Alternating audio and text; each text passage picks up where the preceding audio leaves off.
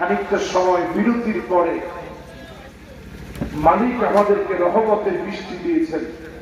হাজারো মানুষ দোয়া করতেছে, আল্লাহ আপনি একটু বৃষ্টি দেন। হাজারো মানুষের দোয়া ফলশ্রুতিতে আল্লাহ বৃষ্টি দিচ্ছেন। আমাদেরকে কিছুক্ষণ কথা বলারও সুযোগ দিছিলেন, কথা শোনারও সুযোগ দিচ্ছেন। ধৈর্যের মতো মহা ইবাদত আমরা ধৈর্য ধরে সওয়াব অর্জন করে এখন আবার কথা বলার সুযোগ পেয়েছি। আওয়াজ করে পড়ি আলহামদুলিল্লাহ। আমি যুবকদের কাছে আজকে ঋণী।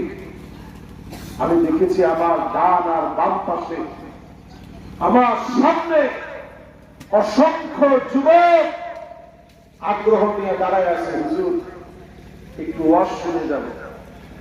আমি মনে করছি আপনি মনে করি দুষ্টামি করতেছি, কিন্তু আমি দেখেছি যেই বৃষ্টিটা কমে গেছে সবাই আমার যার যার জায়গা নিয়ে বসে বসে আল্লাহর কাছে আমি আজকে ফরিয়াদ করি, আল্লাহ জীবনে যতগুলো মাহফিল করলাম 10টা বছর ধরে মাহফিল করি, আল্লাহ কোন মাহফিলে কতটুকু আপনি কবুল করছেন আল্লাহ আমি জানি না। আজকের এই মাহফিলটাকে কবুল করে আল্লাহ আপনি আমাদেরকে মাফ করে দিয়ে করে না। আমি বলতেছিলাম তখন নবীজি আয়াত নাযিল হওয়ার পরে কাঁদতেছিলেন, কাদের জন্য? আমাদের।